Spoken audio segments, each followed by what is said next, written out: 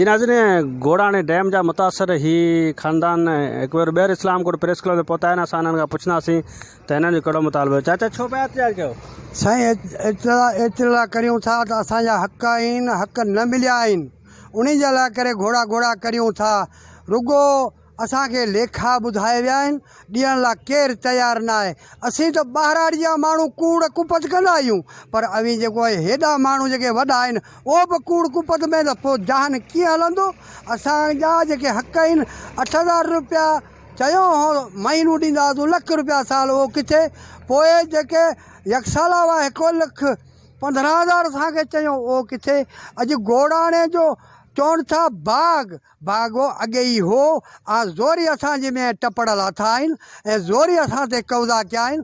असांजा माइदा त असां ग़रीब ऐं मिसकिन जा ॾियो, असीं हुकूमत खे अर्ज़ु था करियूं। त असांजा बनियूं वयूं आहिनि, ॿारहा विया आहिनि, हर शइ माल चारा विया आहिनि, पंहिंजे हिसाब सां ग़रीब माण्हू बनियूं पोखे गुज़ारो कंदा हुआसीं। उहा शइ वई ॿुधायो त सालानो जेको आहे से ₹1,00,000 साल ॾींदासूं फी कार्ड ते, पंहिंजे हिसाब सां उहा शइ वई हली। उन जे लाइ असीं प्रेस कलम ते आया आहियूं, असांजी सिंध हुकूमत खे बि दाव ॾिनियूं। डैम अंदरि वयूं आहिनि जंहिंमें असांखे का बि शइ पंहिंजे असील कोन थी आहे। खूह असांजो जेको आहे पाणी सैलाब करे अची वियो आहे।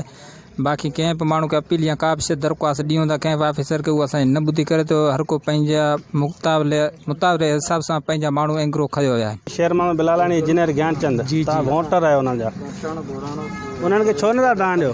साईं उन्हनि खे असां दाऊं ॾिनियूं आहिनि, उन त असांजो को बि हक़ कोन कयो न। हाणे घोड़ाणो जेको डैम आहे, घोड़ाणो बाग पिया छॾनि, जिते बाग पिया छॾनि उन जॻह ते तव्हां हाली ॾिसो त बाग जी जॻह ते बाग हूंदा, जिन खे तव्हां वोट ॾिना उहे तव्हां सां दोखो कनि पिया, उहे असां सां दोखो कनि पिया, उहे सम्झि असां सां दोखो बिल्कुलु कनि पिया। उहे दोखो न कंदा त असांखे हक़ को मिलंदा?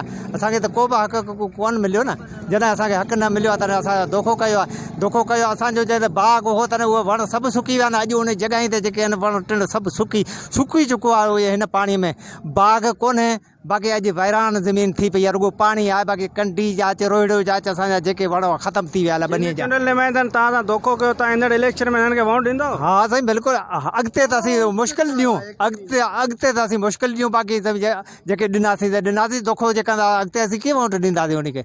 जी नाज़रीन, हीअ चवनि पिया त कुझु अरसो अॻु में जॾहिं एहतिजाज असां शुरू कयो हुयो त PP जो हिन वक़्तु जेको MP आहे फ़क़ीर शेर मोहम्मद बिलालाणी, सेनेटर इंजीनियर ज्ञानचंद, इहे जेके हिन प्रेस क्लब ते हिन जॻह ते आया हुआ, हिननि खां एहतिजाज हिननि ख़तमु कराए वाइदो कयो हुयो त जेकॾहिं असां इलेक्शन खां पोइ सिंध जी जेका हुकूमत जेकॾहिं असां क़ाइमु कई त असां तव्हांजो पहिरीं तरजीह बुनियाद ते मसइलो हल कराईंदासीं। जेकॾहिं असांजी सिंध में हुकूमत क़ाइमु न थी त असां तव्हां सां गॾु रोडनि ते वेही एहतिजाज कंदासीं। पर हीअ हुननि जा वोटर आहिनि, हीअ हुननि जा जेके ॻोठ जा रहवासी आहिनि, हीअ चवनि पिया त डॉक्टर जेका महेश मलाणी आहे, MNA आहे, ज्ञानचंद आहे, फ़क़ीर शेर मोहम्मद बिलालाणी आहे, खटूमल जीवण आहे, समूरनि नुमाइंदनि जेके असां सां वाइदा कया उन्हनि असां सां दोखो कयो आहे। दोखो करे असांखे एहतिजाज ख़तमु करायो आहे। अॼु असां रोडनि ते दरबदर आहियूं, मुतालबो कनि पिया सिंध हुकूमत खां त ₹1,00,000 जेका फ़ी सालियाना जेका से मुआवज़ो मुक़ररु कयो उहो न पियो ॾिनो वञे। असांजा मुतालबा जेके आहिनि उहो तस्लीम करे इंसाफ़ फ़राहम कयो वञे। गाज़ी बजीर, अवामी आवाज़, TV न्यूज़, इस्लामकोट।